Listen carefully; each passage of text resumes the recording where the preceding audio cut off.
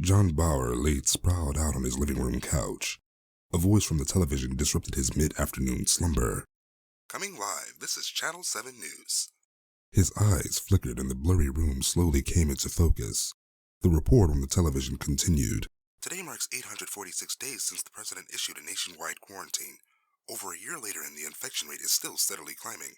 In a White House press briefing earlier today, the president urged all citizens to remain indoors, leaving your house only for essential supplies. Before the reporter could continue, the TV abruptly went black.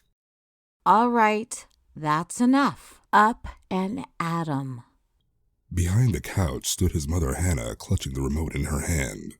Time to be useful for a change. She smacked him atop his head. Ah, Jesus, Ma. Come on, I'm trying to sleep. What are you trying for? The Book of World Records? She remarked. You've slept all day. That's all you do anymore. Would it kill you to take a shower and brush your teeth? What's the point of it anymore? The point is, I didn't raise a lump on my couch who only eats and clogs my toilet. She retorted. Now, get up, put on some clothes, and run to the store for me. We need milk, we need some eggs, and get some more toilet paper. John's eyes widened. Did we really go through that many rolls already? We didn't. You did. Besides, you see what they're saying on TV. We're gonna need all of it we can get. Do you want to be the one caught with your pants down? She paused for a moment, silently reflecting on what she had just said. John knew this was an argument he stood no chance at winning. He took a deep breath and exhaled at snail's pace. Fine, whatever. Give me 10 minutes and I'll go, okay? Hannah tossed her car keys at him. No, you'll get up and go right now. And if you scratch the car, I'll kill you. It was a beautiful autumn day in small-town suburbia, USA. The sun's pleasant rays blanketed the town with warmth and illuminated the plethora of bur oak trees lining the streets. The temperature was an enjoyable 72 degrees Fahrenheit. This was the kind of day that was all too rare. Perfect. There was not a rain cloud in sight. A day like this was meant to be cherished, spent gathering with friends and loved ones, eating, drinking, enjoying life, and taking in fresh air, but no one was outside to enjoy it. The few cars that were still on the road were police vehicles. The local park, once overpacked with smiling children, was now a ghost of its former self. John could see the playground roundabout slightly moving from the gentle whispers of the wind, echoing its function from what seemed like a bygone era. Getting groceries and toiletries was no longer the tedious chore it used to be. Stores were only operating at half capacity, and even then, many people preferred to order online in the safety of their homes if that was an option. With the enthusiasm of a sloth, John tramped up and down each aisle of the store. Each breath he took and his face mask fogged up his glasses. He collected everything his mother had asked for, absent-mindedly flinging each item into his shopping cart. Afterward, he headed to the front of the store to pay the bill.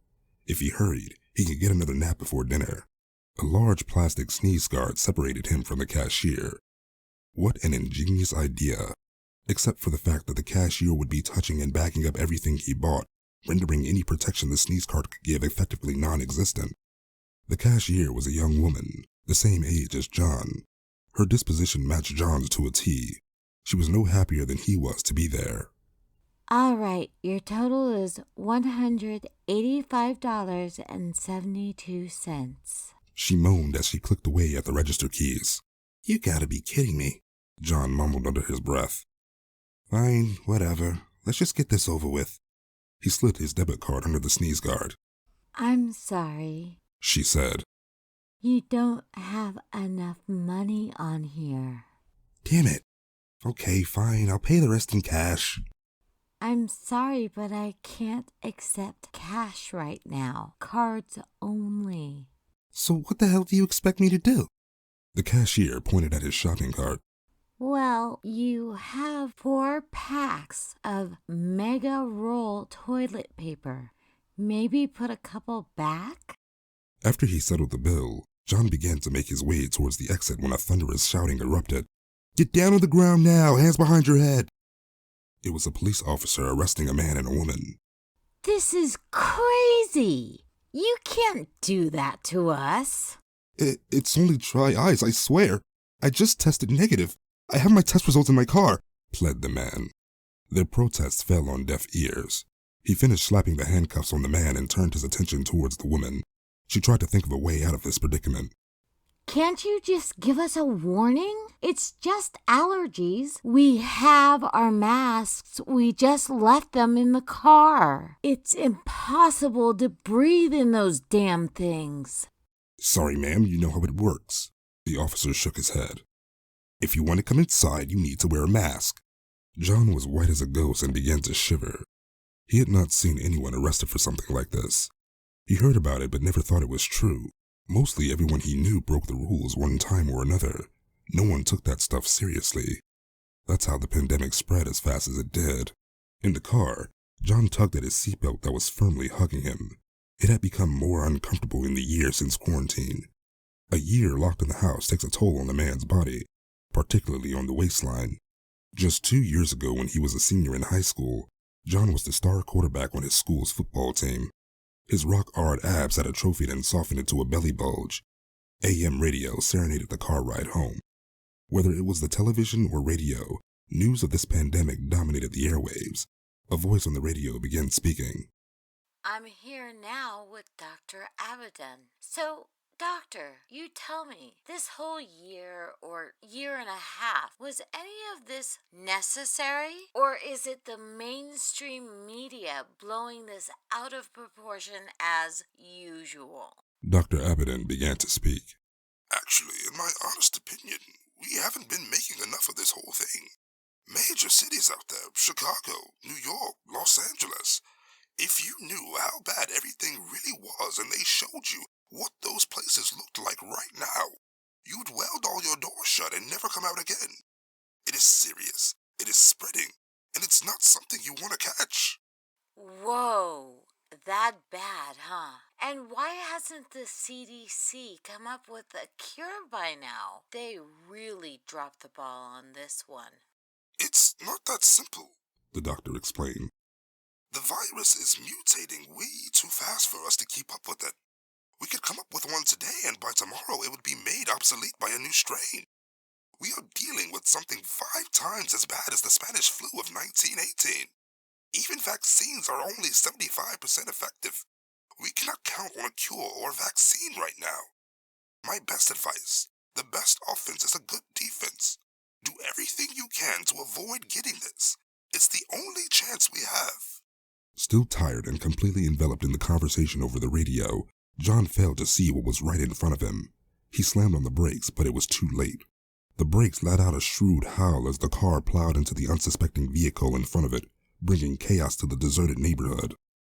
Ah, son of a... John lurched forward and quickly threw his hands in front of his face, bracing himself. When the car came to a complete halt, he burst from the driver's seat as fast as humanly possible, eager to assess the damage done to his front bumper and the other car's backside.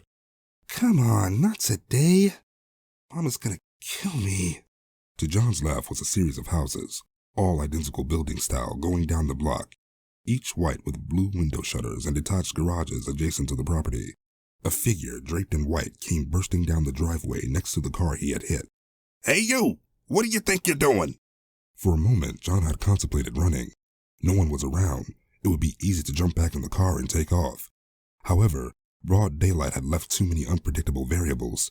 What if a traffic camp caught him somewhere? What if this other guy could make out his license plates? The garage back at home was overflowing with supplies now, so there would be no hiding the car, and it's not hard to spot a vehicle with a smashed bumper. John threw his hands up in the air. Hey man, I swear to God, this wasn't my fault. You came out of nowhere. He was trying to think of any excuse to wiggle out of this mess.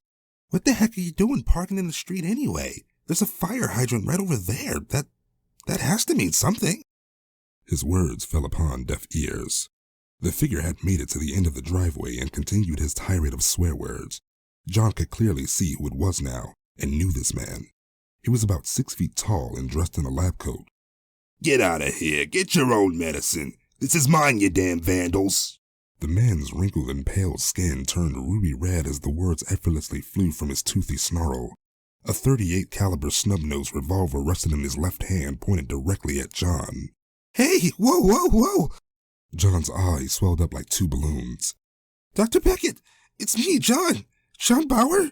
I used to date your daughter. We went to senior prom together." Dr. Beckett's steady aim began to tremble and he lowered the gun. "Jonathan." His voice was weak now. He raised up his glasses and wiped away tears streaming down his face. Yes, of course, I remember you. What the hell are you doing, trying to break into my car?" John fumbled over his words. No, Dr. Beckett, you got it all wrong. It's not anything like that. It was just an accident. I should have been paying more attention to the road. Just, please don't call the cops.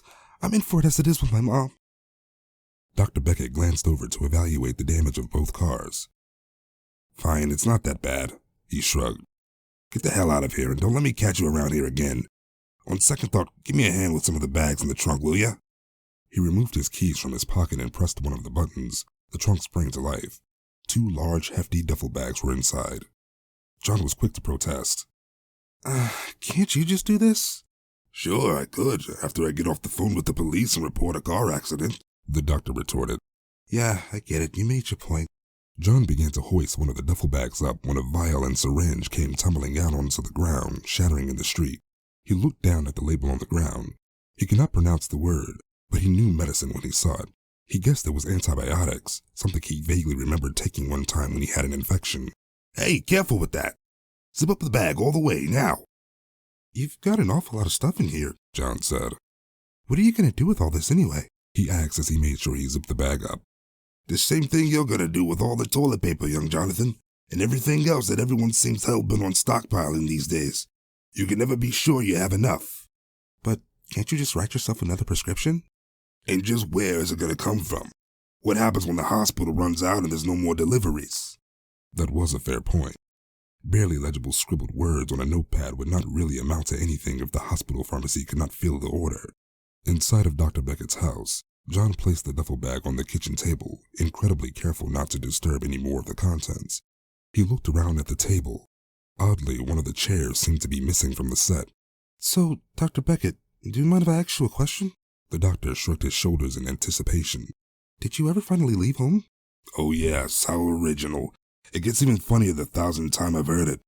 Now get out of here while I'm still in a good mood." "Take care, sir." John held out his hand. The doctor looked down at it, studying it like a chessboard, deciding his next move. 10 seconds passed before he reciprocated and the pair shook hands. "Just in the name of all things sacred, keep your eyes on the road and your head out of the clouds." "Absolutely." "If you haven't done so already, please make sure you talk with your mother and schedule an appointment to get a vaccine. I cannot stress how important that is." "I'll see, sir. But my mom really isn't too sold on the idea. Neither am I, to be honest." "Yes, I know some people are not, but I assure you it is not dangerous or anything like that. Anyone who tells you otherwise doesn't know what they're saying." Dr. Beckett took a deep breath, ready to lecture, but John turned away from him and started out the door. The doctor let out a long and exhausted sigh. Convincing certain people of the truth was impossible. All the information and all the statistics in the world couldn't pierce the thick-headedness of some people. If more people had listened in the beginning, herd immunity might have been accomplished. Instead, the herd was growing the opposite way. Neither John nor his mother were one of those crazy conspiracy nuts found across the darkest regions of social media. The vaccine wasn't going to shave 5 years off their lives, wasn't going to alter their DNA, and if the government had really wanted to track them, they just used the GPS in their smartphones. This was more a matter of principle. When the vaccines first became commercially available, only 1 dose was required. A month into the pandemic, the CDC backtracked and started recommending booster shots. Now, in some places across the United States, people were on their 3rd or 4th doses of the vaccine. Who would really want to take it? If multiple doses weren't enough, was the vaccine even working? John was almost out the front door when something caught his eye. A picture hung on the wall. His eyes darted instinctually towards it. He was in the photo. It was a relic of a simpler time. In the picture he stood, 20 pounds lighter than now, next to Dr. Beckett's daughter Samantha. It was the two of them on the night of the senior prom. Him in his black tuxedo and her in her beautiful burgundy evening dress. His hand wrapped around her back and ran through her long, wavy, dark hair. Even in the photograph, her electric blue eyes lit up brighter than the sequins on the dress. Although it was only a couple years ago, a century may as well have passed. The world was so different then. There was no pandemic, no quarantining. People congregating in groups more than 10 wasn't a felony. Seeing himself in that photograph with Samantha reminded him of the last time he was truly happy. "Hey, how's Samantha been? Did she come home from DePaul?" Dr. Beckett fidgeted with his glasses. "She's doing okay. She's not here," he said. That only partially answered his question. Sure, she wasn't here right this moment, but was she back home at all? Or still in Chicago? "Well, if you could please tell her to give me a call, I'd love to hear from her. Maybe see her again if she's back in town." Dr. Beckett threw his fist in the air. "Certainly not. Not until you've had your vaccine." "So she's back? Oh, come on, man, that's bogus. I'm not even sick." A stillness filled the already damp and muted room. The doctor flounced over to John and looked him dead in the eyes. He did not know the definition of personal space. "Now you listen here." His cold, bony finger pressed into John's chest like a serrated blade. "Thanks for the help. Now get lost and don't come back." John staggered back. "Would you calm down, man? What's your problem?" A glass vase plummeted off its perch down on the floor. "Damn it, now look what you've done, you idiot!" He shoved John further backwards. Bits of broken glass crunched under his sneakers. "Hey, don't blame me. You're the one who started shoving. It's all your fault." "Is someone up there? Help. Help, please." A booming but croaky voice exploded down in the basement. The color from the doctor's face washed away and his agitated demeanor gave way to pure unadulterated terror. He quickly retrieved his gun again and pointed it at John. "Just leave now. Get the hell out of here." John's body quivered with fear. He might have wet himself if he had any fluids left inside of him. He sprinted out of the front door and never looked back, breathing so hard that his lungs might burst. The isolated, cozy autumn day turned from a blessing to a curse. If only someone else had been around, a witness, an extra pair of eyes and ears in case things went wrong. Thankfully, John made it back to his car unscathed, slumping over in the driver's seat and gulping up as much air as his body could take. "Damn it, where the hell are they?" There was a knock on the window. John turned to see Dr. Beckett standing outside, dangling car keys in his hand. If it wasn't for bad luck, John would have no luck at all. The window lowered at a snail's pace. Whatever would be, would be. There was no escaping fate. The two men gazed at one another. John braced himself for what was to come next. Suddenly, his lap felt cold. Opening his eyes back up, John could see his keys. He looked back up at Dr. Beckett, confused. "You dropped your keys," was all he said. The key stuttered into the ignition and the car put it to life. As John drove away, he could see the doctor's reflection in the rearview mirror growing smaller in the distance. 20 minutes later, he arrived back at home. His mother sat in the kitchen waiting for him. "Where the hell have you been?" Hannah roared. "I asked you to do one thing. Now that you're back, these dishes ain't gonna clean themselves." "Mom, shut up and screw the dishes. We have bigger problems." "Geez, what's the matter with you? You look like you've seen a ghost." Sweat trickled down his forehead and into his teary eyes, puffy and bloodshot. "Worse than that. Someone is in danger." Hannah threw her hands on her hips. "Wait a minute. What are you saying?" "I was by Dr. Beckett's house before and—" "What the hell were you doing over there? Is that where you've been all this time?" I had some car trouble." She stomped over to the front window and checked outside, scrutinizing the damage done to the car. "Thanks a lot, John. Do you know what this will do to my car insurance rates?" "Will you please just listen to me?" John pleaded. "I was helping Dr. Beckett move some bags into his house. There were all these drugs and needles, and when I got inside, I heard screaming coming from inside the basement, and he pulled a gun on me." The words could not come out fast enough. John wanted someone to hear this, needed someone to hear it. If someone heard what he was saying, it made it seem more real, and not like the fever-induced nightmares of a raving lunatic.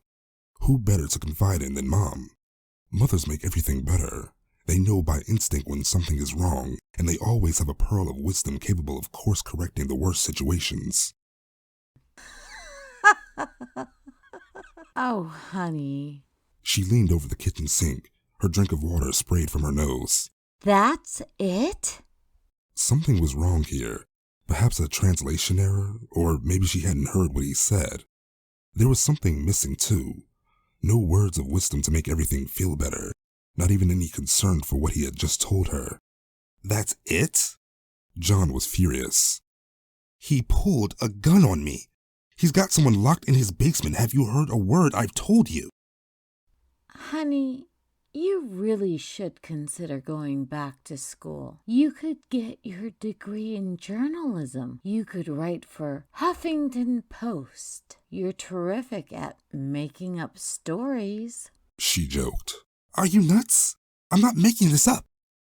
I know you're not.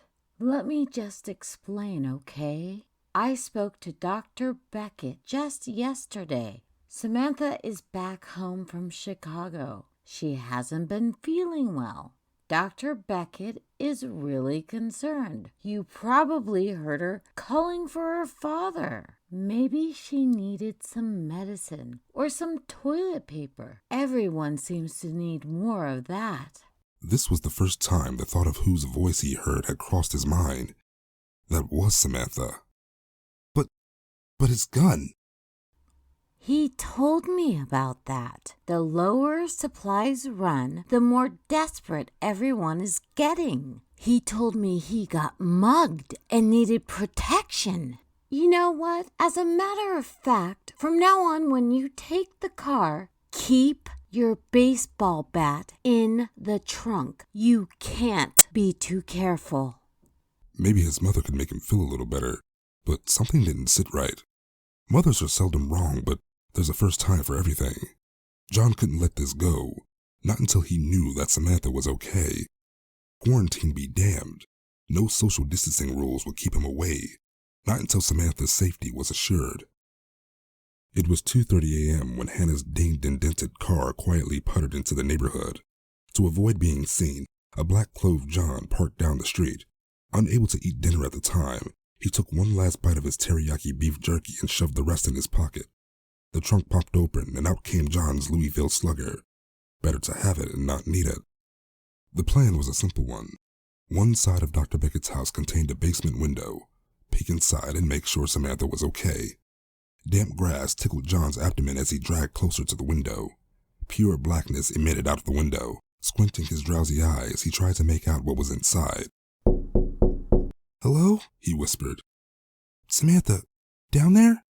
It's John, you okay?" He inched closer. There was faint movement in the far corner of the basement. Ah! There was someone in the basement, but it wasn't Samantha.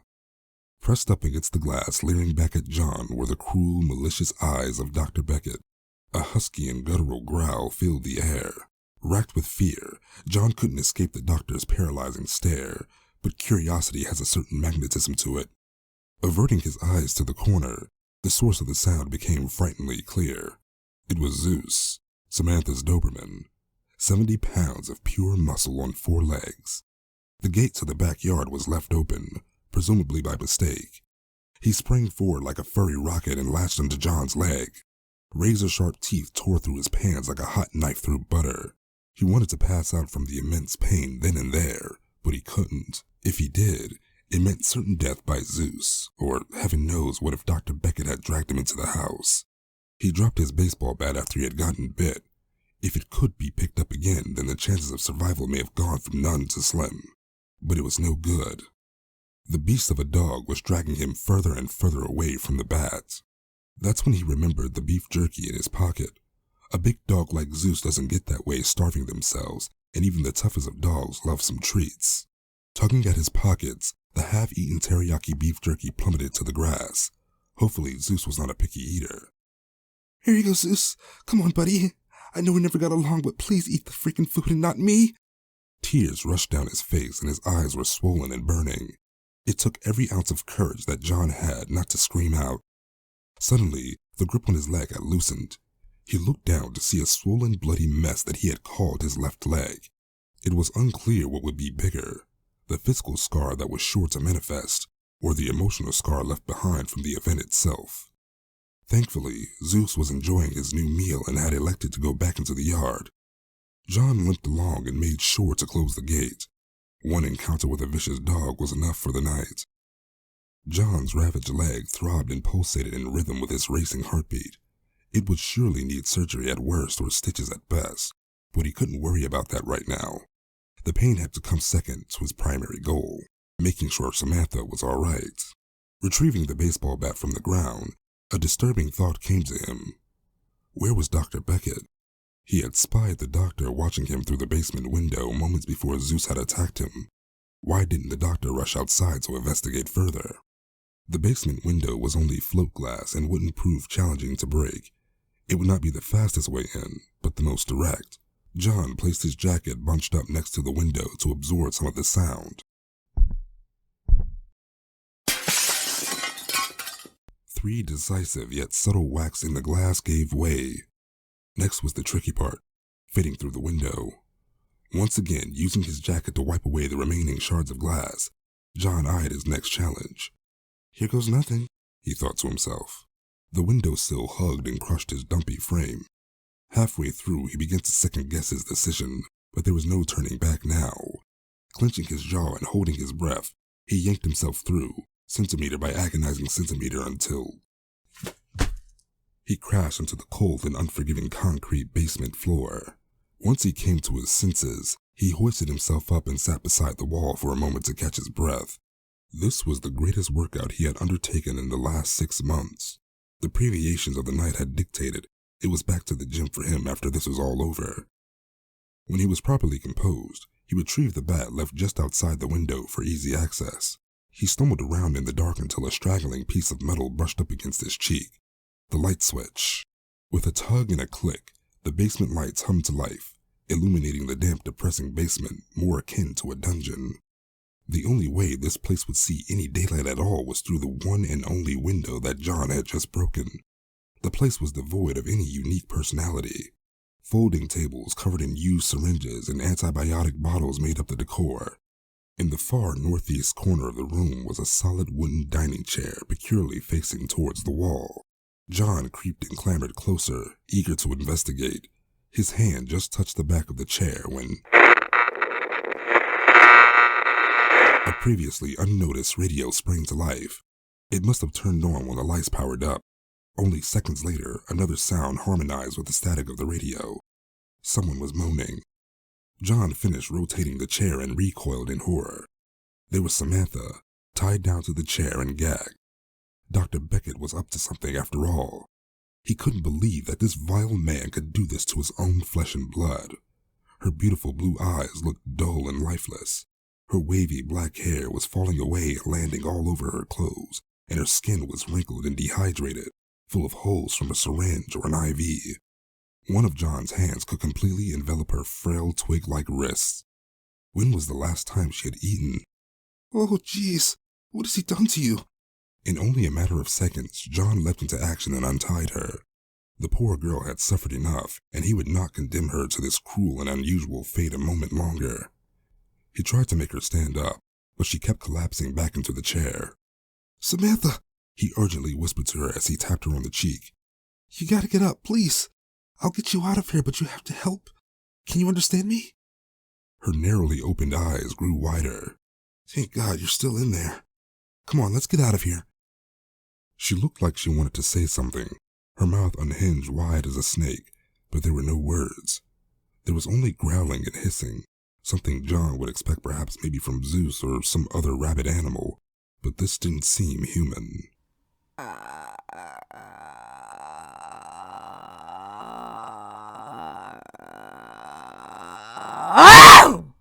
Suddenly, with renewed vigor, she pounced, landing on top of John.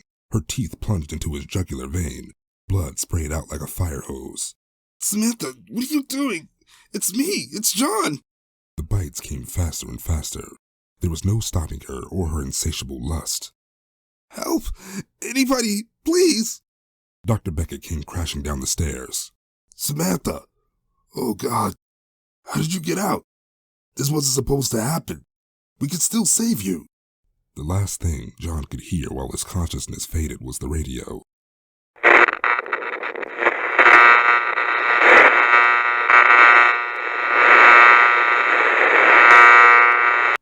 emergency broadcast in progress. This is not a test.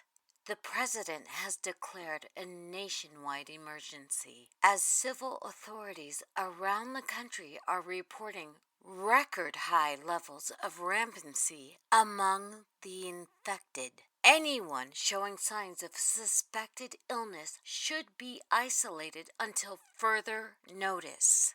Infected individuals are highly volatile and extremely dangerous. Stay indoors, close all windows, and await further instructions.